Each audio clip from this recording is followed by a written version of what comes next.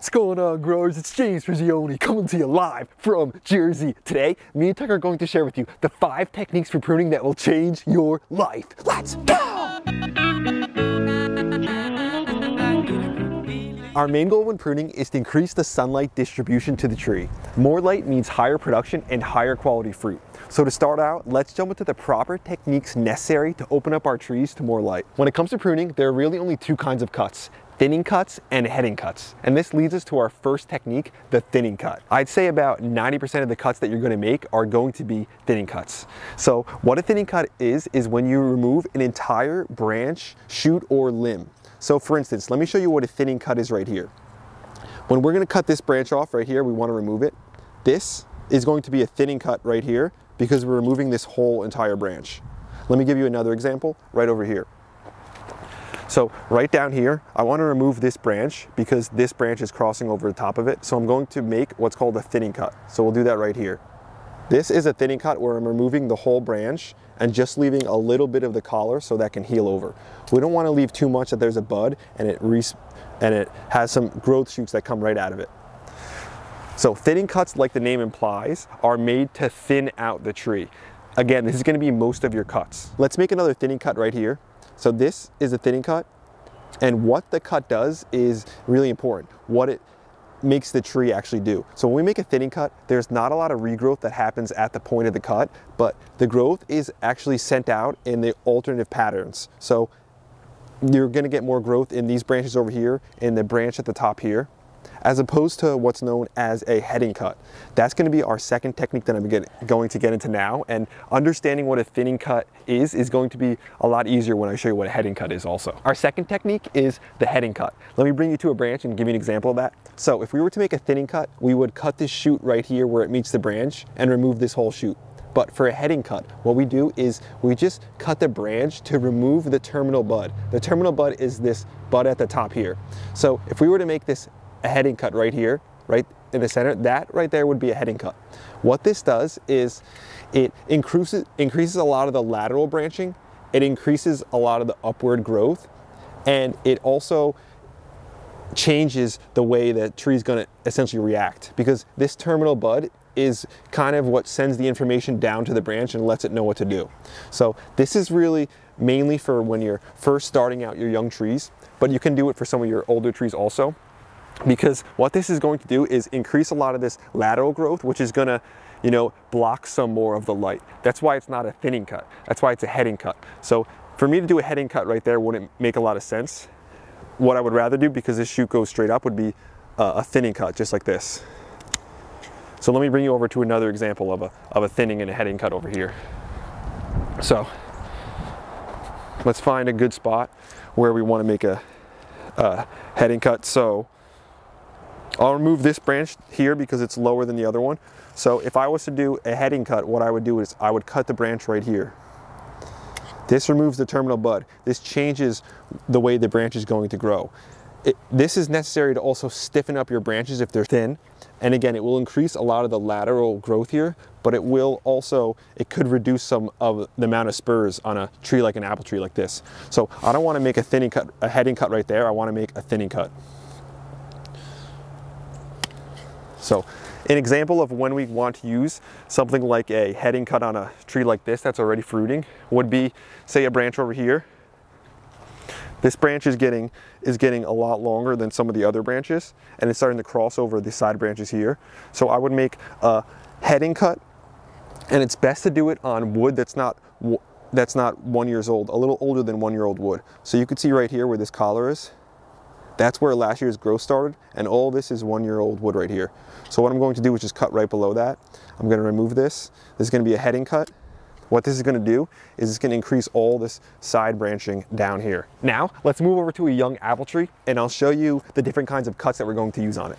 So as we know, there's basically only 2 kinds of cuts, the thinning cut and the heading cut. I can see this apple tree right here. First thing I want to do is remove some of these upward water shoots. So right here, I'm going to use a thinning cut. I'm going to remove this whole shoot right where it meets the branch. Over here, I want to remove this. I'm going to use another thinning cut to remove this where it meets the branch, just like that. Again, you want to leave a little bit so it could heal over.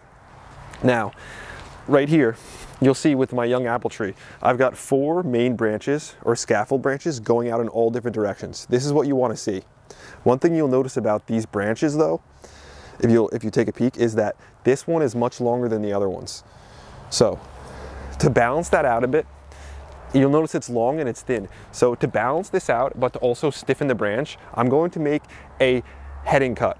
So when we make a heading cut on a young branch like this, we don't want to cut more than 1/4 of the branch off. If we cut more than 1/4 of the branch off, then a lot of vigorous growth is going to come out of it, and it's not going to focus as much on creating some spurs in the future. So we only want to head this back just a little bit. Heading your branches back lightly won't make as big as like a huge growth spurt reaction from some of the buds. So we're going to cut this to an outward bud right here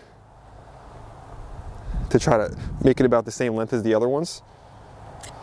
When we do that, it's going to basically send information to these 3 buds below it to start growing out in different directions and to put a lot of the growth there, because again, we removed that terminal bud. Whenever you remove the terminal bud on a branch, that terminal bud is what holds essentially the information of what the branch should do. So when you have a terminal bud on a branch like this, it kind of suppresses the lateral growth because it knows it's got that terminal bud. When you remove that terminal bud, it tells the tree, we've got to find a new head bud to kind of lead. So these side buds, which are like suppressed because of the inhibitor within the information in that terminal bud, it kind of releases the suppression and the inhibiting so that these side branches can grow out. So that was a heading cut there. The other ones were thinning cuts. I noticed right here, these branches are too close together. So what I'm going to do is I'm going to remove this one with a thinning cut right here. Before I move on to the third technique, I just want to talk about one more cut. It's almost like a version of both those 2 cuts combined. It's known as a selective heading cut, sometimes called a bench cut. So let me show you what that is. So here's a branch right here. If we were to cut this off right here, that would be a thinning cut. If we were to cut this branch right here, that would be a heading cut. But we're going to do something known as a selective heading cut, where we're going to cut back this branch to a lateral branch. So I'm going to take this, I'm going to cut it back to a lateral branch just like this. What that does is it makes this one now that main branch.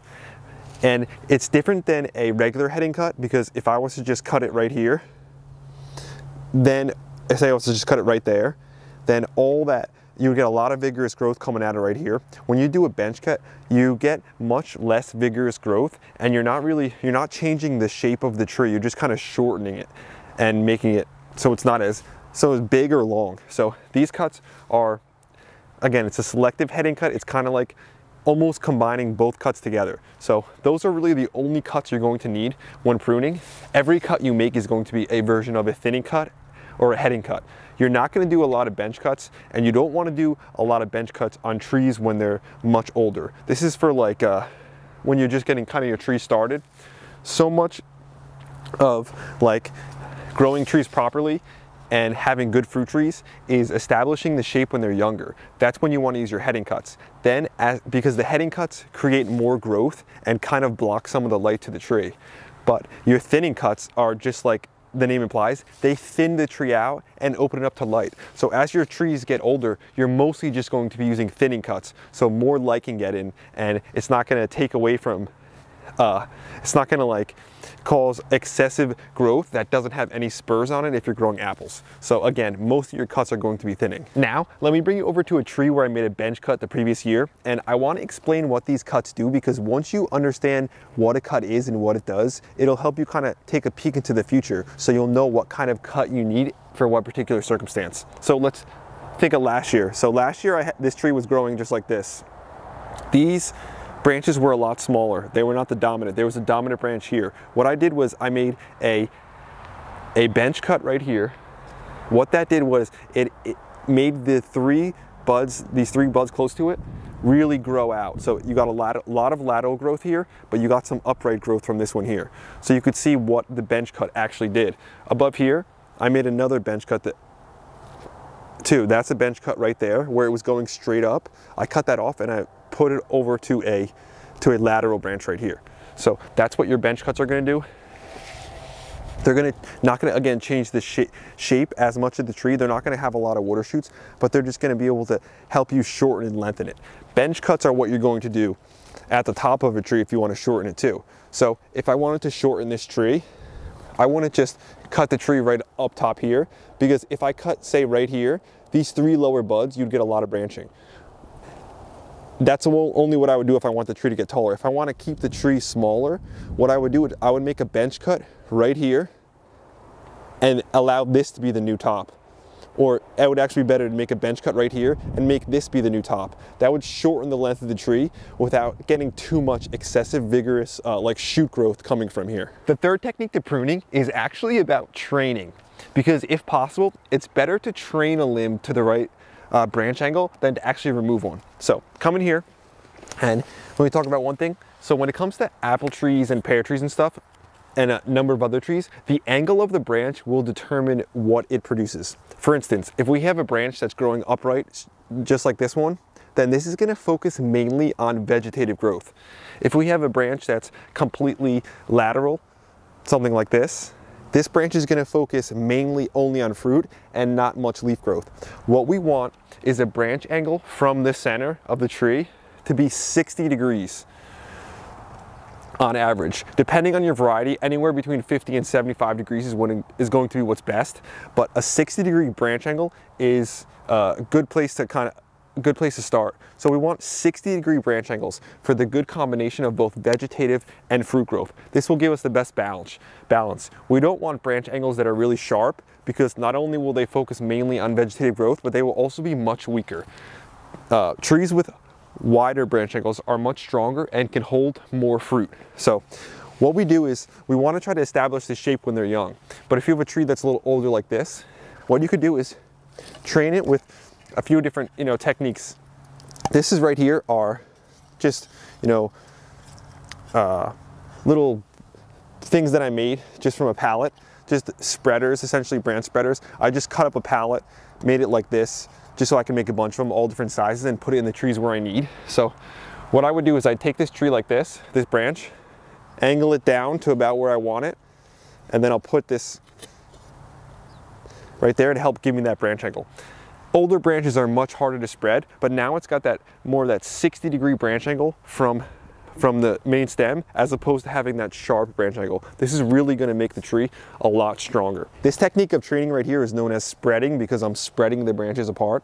Let me bring you over to another tree and show you the other techniques. Before I do that though, you'll notice right here, look at this. This was a bench cut that I made last year. Look what happened. We've got some of that upright growth where it had a really vigorous shoot, and then it put more growth in these side branches. That's what we were looking for. So now let's move over to a different tree. Let me show you a different style of training. So another style of training besides spreading is weighting. So using a weight and bringing the branch down, something like this, or you could tie the branch. That's what I'm going to do here. I just want to show you something real quick. I'm just going to take this brick, tie it around here. You can use a brick, or a stake probably would work even better. Cut this to length right there. Now we're going to bring it up. And when tying down our branches, this is the important part. We don't want it going flat down like this. We don't want the branch bent down like this. What we want is a nice swoop, and then the end of it coming up a little bit. So we'd want to tie it about like right here. We tie it here. This is just temporary, just to give you guys an idea. You can use twine or something a little thicker if you don't want to cut into the branches, but this will work fine. And then I'm just gonna move my brick a bit more to get the angle. So I want it like swooping down and then coming up, just like this. So if you're gonna tie your branches, you want it like this. You don't want it pointed straight down like that, and you don't want to go in too much like this. So maybe just a bit more out. That looks beautiful just like that. Again, training is important, because the more we take away from the tree, we only want to prune what's necessary, essentially. We don't want to cut anything out that we need. The more pruning, especially for older trees, hard pruning, then that's going to just cause a lot of regrowth. When we're getting trees that are producing, we don't want a lot of regrowth. That's why we want to focus on those thinning cuts. Just like pruning, the best time to train your trees is when they're young. That's why it's important to make sure trees have good structure when they're young. It's going to make for less pruning and just more fruiting and just an overall easier growing process. So to train the trees when they're young, a good thing to use is just little clothesline clips like this. So what I'll do is I'll take this I want to basically get a better angle on this branch, bring it down a little bit. I don't want it to be such a tight branch angle. For this one right here, I'm just going to have to remove. But for this here, what I'm going to do is I'm going to put this right on down there and just rest that there like that. That's going to give me that better branch angle. You can see how much like easier these bend when they're younger, these branches, and just using a little clothespin like that works perfect. So again, training is super important when your trees are young. Looks like the boss has been out here with us. It's a chilly day, but he's still watching, he's still protecting us. Yeah, he's pretty proud of his own merch. This guy's a beast. So we love him out here. We hope you guys enjoy the big boss out here too. I wanted to mention though, we dropped the Tuck merch. So if you want to be a part of Team Grow, if you want to support Tuck and the whole channel, grab one now at jamesprigioni.com. The fourth technique for pruning actually has to do with shaping your tree. So our main goal is to prune the tree in the shape that's going to be most productive for the kind of tree. So for instance, apples and pears, they grow best with a central leader form. This is what creates the most spurs. This is where our fruit is going to be. So right here is an apple tree growing to a central leader. So central leader, you'll notice there's one main stem following up the whole tree. And then what's known as our scaffold branches come off the side of that. That's a central leader. It's also known as like a pyramid shape or a cone shape. This is what, can distribute the light best evenly throughout the tree. So like the Christmas trees, same concept where our longest branches are going to be on the lowest. And then as the tree ascends up, like a pyramid or a triangle, the branches are going to get shorter. That's what grows best for an apple or a pear tree, as opposed to the peach trees. Let me bring you over to that and show you the form and shape that they grow best in. Here's a peach tree right here, and you'll notice it's not growing to a central leader. This is growing to what's known as an open center. So peach trees, they'll produce so much fruit on them that we're not worried about like getting more fruit spurs. They produce fruit on 1-year-old wood, and there's going to be so much fruit on it that what we're really focused on with peach trees and plums is to keep an open center to get as much air moving through this whole system. That's really important with your peach trees. So I'm just going to remove some of this lower wood just to give you a better example of what open center looks like. And while I'm doing that, I'm not going to actually use something like a loper to cut this out. Instead, I'm going to use my saw right here. So a saw is what we want to use for decent sized branches. We don't want to use lopers unless they are bypass pruners. So bypass meaning that the blade bypasses another blade and cuts through it like that. What we don't want is the loper where it's just flat and then the blade pushes into it, because when you start using lopers like that on trees, what that's going to do is it's going to like press and squeeze the tissue with it where you're cutting it, and that could cause damage to it. So if you're going to make a cut like that, see how it causes some damage. Those just aren't sharp enough. You either want to use really sharp pruners that can cut through it easily to make a clean cut that doesn't press into the wood, that doesn't compress the wood, or we want to use a saw like this and bring it right down, just like that. So we don't want to be compressing our wood. So let's remove a couple of these, everything that's growing in the inside, because I want to open it up to the light, like that. This one's growing again to the center of the tree. So we're going to remove that like that. So the open center on the tree, I heard someone say, yeah, you should be able to throw a cat through the center. Sounds pretty funny, but we need this open shape, sometimes called a vase shape, to get the most light. So anything growing towards the center, I'm going to be removing this too. If you step back, it's almost like a vase where it's open in the center and then cascades out like this in all directions. So this open center and vase shape is important for growing your peach and your plum trees. So that's why knowing what kind of tree you're growing and knowing what shape is the best for production is really important when growing your fruit trees. Knowing this when they're young and establishing that shape when they're young is vitally important if you want to grow trees that produce well every year but are also a lot easier to manage. The fifth and final technique for pruning is understanding when to prune. So the best time to prune your fruit trees is going to be when the trees are in dormancy, after a frost has come and they've dropped all their leaves. So pruning a tree when it's in full dormancy like this is going to give you the best vigor when the tree awakens in the spring. Just think about it. When this tree went to sleep, this was the size it was. If we prune some of the branches out and stuff, then the tree is going to be smaller, but the roots are the same size they were last year. So kind of to compensate for that, the tree is going to grow with like a lot of vigor. Now, if we want to have more bud break and increase the bud break on our trees, then we could prune in the late spring. And if our trees are just growing way too vigorously and we want to slow them down to kind of de-energize the tree, we could prune them after they've bloomed. So there's kind of a few different times when you could prune your trees. When it comes to diseased wood or anything like that, you want to remove that at any point. Anytime you see diseased wood, whether it be during the growing season or not, you want to take that off. If you want to increase the vigor of your tree, you want to do it in full dormancy. One thing we want to take into account is that pruning reduces the cold hardiness of the tree.